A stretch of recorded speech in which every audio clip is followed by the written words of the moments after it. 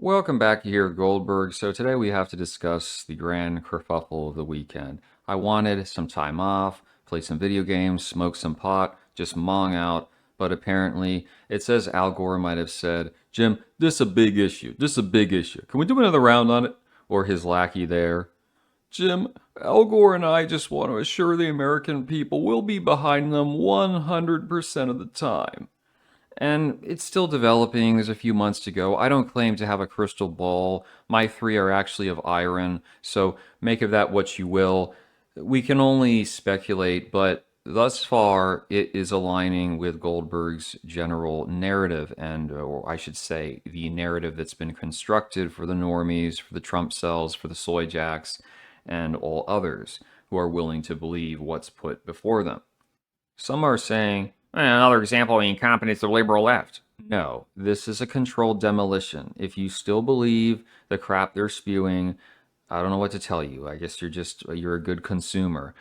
So Obama was backing Biden up until a couple days ago. Then he flipped. All these people supposedly threatening Biden. We get a letter posted to Twitter that he's not going to run for re-election. He doesn't make a statement. He doesn't appear on camera. So as far as I can tell, they might have just put this up as a way to force the issue. Like, what are you going to try to contradict your own letter, essentially?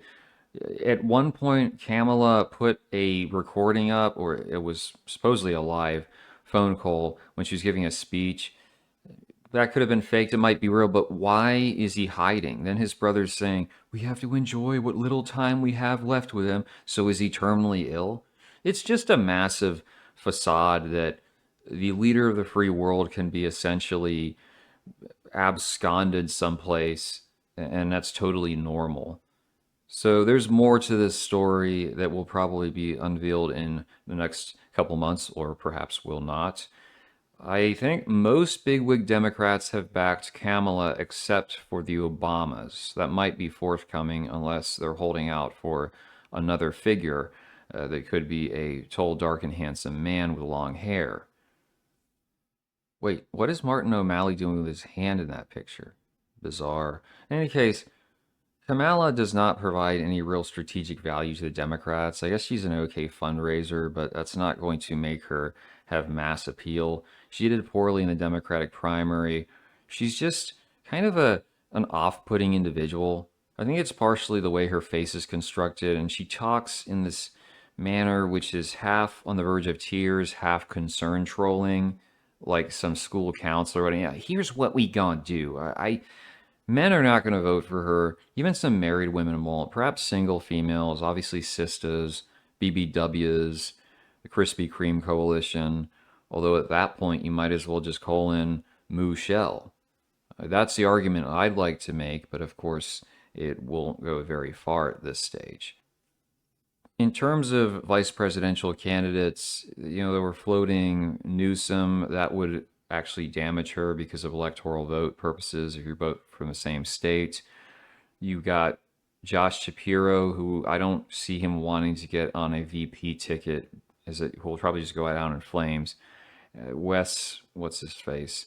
The dude from Maryland, another one. Well, first of all, too black, but these guys are just getting started in governorships. Why do you want to become a VP and then have to play second fiddle to Kamala? Because any man who's going to be running that capacity will have to downplay himself so it doesn't appear as though he's making her look bad. They might pick the bold cell, Mark Kelly. And that was the thing with Tim Kaine. I remember talking to this conservative boomer at the time that Tim Kaine was selected, and Kane comes out on stage, hey guys, waving his hands like a kid that just got his Xbox at Christmas. And he's like, is he okay? I mean, genuinely, in the debate with Pence, Pence is not like a very charismatic person, but he actually came off better than Tim Kaine, who people said just looked like an immature child. But that was, I think, being done deliberately. Tim Kaine is America's dad or stepdad who's not going to undercut Hillary as the dominant force in the room. So even in 2024, we still have to play these little games because women appear to be weaker to the vast majority of the populace. It was also interesting to see some soy jacks on Twitter going, we're going to be running a prosecutor against Donald Trump, as if that's going to matter. You might pick up a couple of independents, moderate conservatives, upper crust white liberals, the types that still believe the president shouldn't be a felon. But everyone else has made up their mind in this election. No one's going to be swayed by some West Wing TV show speech about a higher loyalty to the law, Preet Bharara, James Comey, and who was his little girlfriend? Oh, Weissman. Listen to that guy talk and let me know what you think. It made me chuckle as I was preparing this video because once more we say, who represents the Republican Party at this stage? Well, we got blacks, rappers, felons, curry cells, Care Bears. And the Trump campaign said, oh, we're going to hit Kamala hard because she put black people in prison. Yeah. And the First Step Act, didn't know this, was pushed aggressively by Care Bear lobbying organizations. So it's almost like a full circle of liberals are the real racists, but it's no longer a desperate appeal by Dinesh D'Souza. It's been institutionalized. It's going to be the government of the United States. And I mean, who knows? This is going to be a wild next couple of years. So as the USS Democrat becomes submerged, I figured I'd take a moment to address the claim that Trump and or Vance are anti-war or anti-neocon. I get it. When you come after Bush, who started 2 land wars in the Middle East, almost anything's going to seem to be opposed in some fashion. Even Obama, yeah, his biggest error was the kinetic military power bottoming from behind action, which removed Gaddafi in Libya. But remember the red line? And they said, oh, he's weak. Well, would you have preferred that he carpet bombed Damascus and removed Assad from power in favor of the Syrian Free Army or al-Nusra Front? I mean, that's a valid question. Obama did launch a lot of drone strikes, but there's an interesting fact about that we're going to talk about in just a second here. When it comes to Trump, and this is one of the reasons why I stopped bothering trying to evangelize to Trump cells, because they have this very childish behavior, bad faith, whenever they're interacting with a person who is slightly in opposition to their guy. As an example, you've got Ron DeSantis. Oh, he was a lawyer at Gitmo. Yeah, he joined the military instead of just making bank on Wall Street as a lawyer, and he was a JAG officer, I believe, at Guantanamo Bay. Oh, he's bad. They did torture there. This is coming from people whose guy said, I'll bring back waterboarding and a hell of a lot worse. And what was his actual cabinet like? Despite, he's anti-war, he's anti-Bush. What was his cabinet like? Let's be perfectly clear. What was his cabinet? Okay? You have Michael Flynn, big-time saber rattler, anti-Muslim cell. Same thing with Pompeo. Yeah, I give him a little bit of a break on that because Pompeo wasn't as prominent, but he was a creature of the deep state, more or less.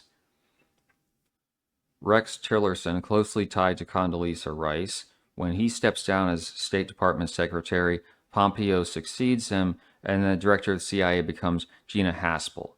Gina Haspel is one of 2 people responsible for destroying footage of them torturing Muslim cells at black sites overseas. Now, even if you support that, I'm not here simping for the Muslim cells, trying to claim that DeSantis is a bad guy because he was at Guantanamo Bay when this is the type of stuff that is institutionalized by Trump, it's this sort of just idiocy. It's an immaturity that they never really account for because they don't have to. They'll just say, oh, yeah, well, you're a hater. Oh, you're so angry. No, Goldberg, no, Trump's gonna MAGA. I don't know what to tell you. I'm just trying to lay it out. Obviously, there was John Bolton as National Security Advisor, and they did indeed try to basically support an insurrection in Venezuela. Other stuff he did. Trump expanded the range of conflict in relation to Yemen and Somalia, making it easier for the military to strike there. With drone strikes, we talk about Obama. Now, Trump outdid Obama in just 2 years with drone strikes, and then he tried to change the reporting requirements so you wouldn't even know that he was drone striking people. Then you've got the targeting of al-Baghdadi. You could say, well, that's a terrorist. Okay, but you're saying, like, leave them to their own problems. That's the message of the supposedly anti-neocons. And then Soleimani after getting out of the Iran deal. So we're not seeing a de-escalation of sorts. You're seeing it constantly upping the ante. I can accept the fact that he might not be as supportive of war with Russia, But as I've said, what did I tell in the last video? This is all heading towards conflict with Iran. Care Bear Land just struck Yemen. We've struck Yemen in the past under the Biden administration. I see that being ratcheted up. That's going to be the epicenter of the proxy war. And not just, of course, with Soleimani. You had the president that went down in the helicopter with other senior officials. That was a meeting over Azerbaijan. Now, Azerbaijan, very close ties to Trump. I believe they were getting weapons or military aid, and they were going after the Armenians. So that's supporting Muslim cells against Christians. Of course, I say Muslim cells, quote unquote. I don't think most of them are radicals. The point being, it's difficult to make these claims that he's anti-war. It's been pretty well laid out that the guy is a continuation, maybe not to the same extent, but I would say, I would wager that even probably a Liz Cheney would be reticent to invade a country in the traditional sense. You would have to be pushing that a bit, because politically it's so, it's not palatable to a lot of folks, the idea of a major land war. But yet they have these methods now: drones, airstrikes, special operations, little coups, disruptions, computer stuff like Stuxnet happened back in the day. So what does it lead to? As I said, considering the existing Republican coalition for a second, obviously Iran is going to be a target, and then potentially also Pakistan. Think about all those curry cells. That money is coming from international networks, Modi, BJP. The Hindus hate the Muslim cells in Pakistan most extremely, and so that would be the perfect dynamic. You've already seen a lot of it on Twitter, of them trying to up the ante against Pakistan. There was that operation that got rid of, like put in prison for a long period, the cricketer guy, Imran Khan.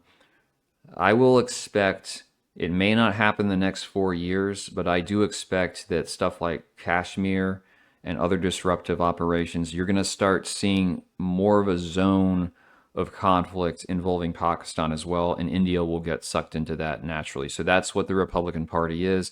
Once more, not trying to be negative to anyone. If you want the GOP for taxes, you want them because of lack of mandates, whatever.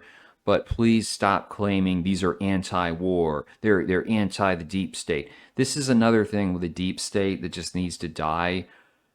Trump has no problem with people that are seasoned bureaucrats, Bush appointees, Romney adjacent. He doesn't care as long as they do what he wants, as long as they march to his tune. When they don't, they become, oh, the deep state working against me. That's essentially what the saga has been. It was during his term.